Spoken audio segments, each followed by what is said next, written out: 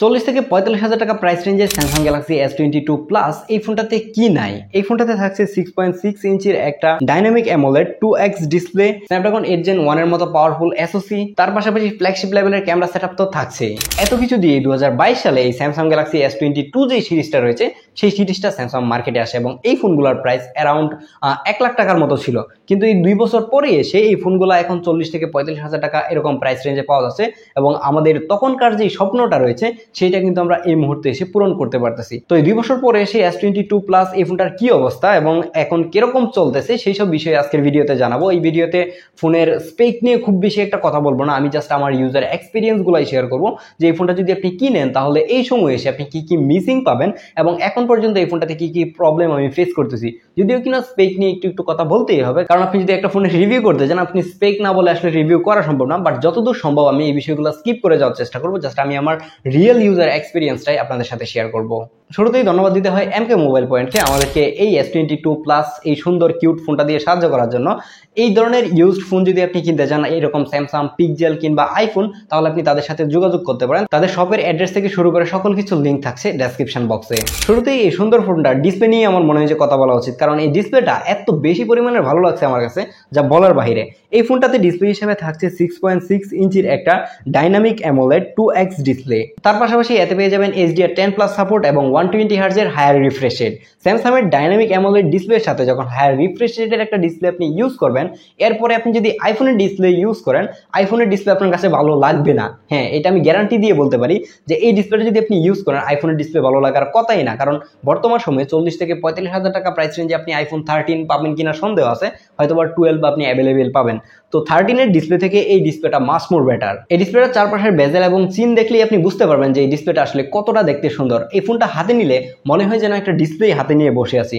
এর ডিসপ্লের নিচের বটম থেকে শুরু করে টপ সবকিছুই ছিল একদমই সিমেট্রিক্যাল, যেটা আমরা সাধারণত অ্যান্ড্রয়েড ফোনগুলোতে দেখি না। আর এই সুন্দর ডিসপ্লেটাকে প্রোটেকশন দিচ্ছে Corning gorilla glass Victus plus সামনে এবং পিছনের দিকে। তাছাড়া এর যে ফ্রেমটা রয়েছে সেটাও কিন্তু অ্যালুমিনিয়ামের ফ্রেম এবং এই ফ্রেমের কারণে হাতে নিতে ফোনটা অনেক বেশি প্রিমিয়াম লাগে। যতটা প্রিমিয়াম লাগে ততটা প্যারাও লাগে। সেটা হচ্ছে যে এর এই যে এজগুলো রয়েছে সেই এজগুলো অনেকটাই শার্প এবং হাতে নিলে মনে হয় যে হাত কেটে যাচ্ছে। আমি ম্যাক্সিমাম ফোনের মধ্যে এরকম কমপ্লেন করে থাকি। কিন্তু এই ফোনটার পাশাপাশি আমি side by side S21 plus যে ফোনটা রয়েছে সেটাও ইউজ করে দেখেছি এবং ওই ফোনটা কার্ভ হওয়ার ফলে এবং একটু লম্বাটে শেপের হওয়ার ফলে এই ফোনটা থেকে ওইটা হাতে নিতে অনেক বেশি কমফোর্টেবল ছিল। বাট ওইটা থেকে কেন জানি এটা একটু বেশি প্রিমিয়াম, কারণ ওইটা প্লাস্টিক আর এটা হচ্ছে গ্লাস। 2 থেকে 3 বছর পুরাতন একটা ফোন যখন আমরা ইউজড মার্কেট থেকে কিনতে যাই, প্রথমে আমাদের মাথায় যেটা আসে সেটা হচ্ছে যে এই ফোনের পারফরমেন্স কি আদৌ আগের মতো ধরে রাখতে পারতেছে। তো এই বিষয়টা যদি এক্সপ্লেন করতে যাই অনেক বেশি সময় চলে যায়। আমি শর্ট করে একটু বলি, বর্তমান সময়ে মার্কেটে যে ফোনগুলো আসতেছে কিংবা 2-4 বছর আগেও আসছে, সেই ফোনগুলোতে এত ভালো পরিমাণের SoC ইউজ করা হতো, মানে এত ভালো পরিমাণের প্রসেসর ইউজ করা হতো যেটা অনেক বেশি পাওয়ারফুল থাকতো। তো সেই পাওয়ারফুল SoC গুলো দেখা যায় যে 5 থেকে 7 বছর এখন অনায়াসে কিন্তু আপনাকে ভালো একটা সাপোর্ট দিবে। আপনি যদি হেভি গেমিং এর জন্য কোনো ফোন নিতে চান, তারপরেও আমি এই ফোনটাকে এখন পর্যন্ত সাজেস্ট করতে পারি, কারণ এই ফোনটাতে SoC হিসেবে থাকছে স্ন্যাপড্রাগন 8 Gen 1, যেটা still now top notch performance দিচ্ছিল। এই ফোনটাতে আপনি যে কোনো ধরনের গেমিং করেন, আপনাকে কোনো অবস্থাতে এই ফোনটা হতাশ করবে না।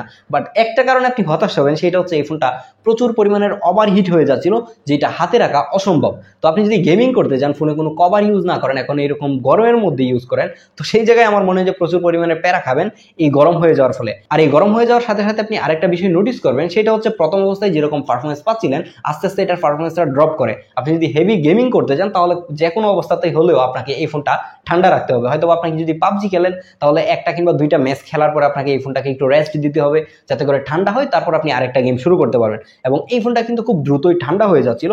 তাছাড়া যদি আপনি ক্যামেরা ইউজ করতে যান তখনও কিন্তু এটা ওভারহিট হচ্ছিল। আরেকটা বিষয় মাথায় রাখা দরকার, সেটা হচ্ছে যে এই ফোনটা কিন্তু 2টা ভেরিয়েন্টে পাওয়া যায়, একটা হচ্ছে স্ন্যাপড্রাগন ভেরিয়েন্ট আর একটা হচ্ছে এক্সিনোস ভেরিয়েন্ট। এই ফোনটা যে ইউরোপিয়ান ভেরিয়েন্ট রয়েছে সেটা কিন্তু আবার এক্সিনোস ভেরিয়েন্ট, এবং যেই চায়না বলেন, কানাডা বলেন, USA বলেন, তো এই ভেরিয়েন্টগুলোতে কিন্তু আবার ইউজ করা হয়েছে স্ন্যাপড্রাগন। আবার বাংলাদেশে যে অফিসিয়াল ভেরিয়েন্টগুলো ছিল সেইটাতে ইউজ করা হয়েছিল এক্সিনোস ভেরিয়েন্ট। তো আপনি অবশ্যই চেষ্টা করবেন যাতে করে স্ন্যাপড্রাগন ভেরিয়েন্ট নেন, যার ফলে আপনি এটাতে আপনি ক্যামেরার পিকচার কোয়ালিটি থেকে শুরু করে পারফরমেন্স সবকিছুই কিন্তু এক্সিনোস থেকে অনেক বেটার পাবেন। Also battery backup.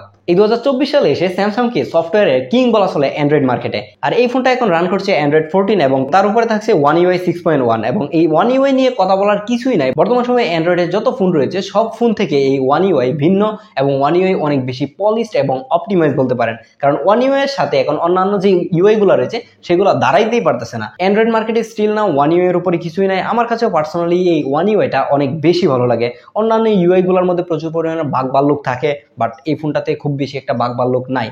বাট এই ফোনটাতে একটা প্রবলেম আমি খুঁজে পেয়েছি, সেটা হচ্ছে মেসেঞ্জার। যদি আপনি মেসেঞ্জারে জানেন যে এখন ঠিকঠাক কাজ করতেছে, তো আমি এখন শিওর না যে এটা কি One UI এর প্রবলেম নাকি মেসেঞ্জারের প্রবলেম। তো মেসেঞ্জারে গেলে দেখা যায় যেরকম স্ক্রল করা যায় না, মানে উপরে উঠে না, তো তখন এটাকে আবার ক্লোজ করে আবার রিস্টার্ট করতে হয়, মানে রিস্টার্ট ফোন না, মানে অ্যাপটাকে রিস্টার্ট করে ঢুকলে আবার এটা ফিক্সড হয়ে যাচ্ছিল। এই প্রবলেমটা আমি একটু পরপরই ফেস করতেছিলাম, যেটা খুবই বিরক্তিকর ছিল।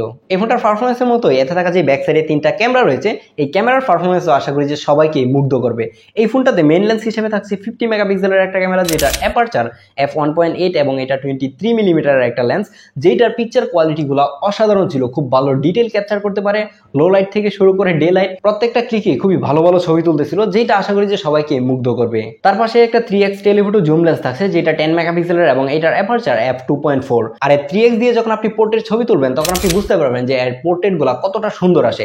আপনারা জানেন যে 1x দিয়ে যে পোর্ট্রেটগুলো আমরা তুলে থাকি নর্মালি, 1x থেকে 3x কিংবা 2x এর পোর্ট্রেটগুলো দেখতে অনেক বেশি সুন্দর হয়, ব্লার থেকে শুরু করে সবকিছুই দেখতে যেন একদমই ডিএসএলআর ক্যামেরার মতো হয়। তো এইটার মধ্যেও সেম ভাবে এরকমই ছবি তুলতেছিল, বাট আমি কিছু প্রবলেম খুঁজে পেয়েছি।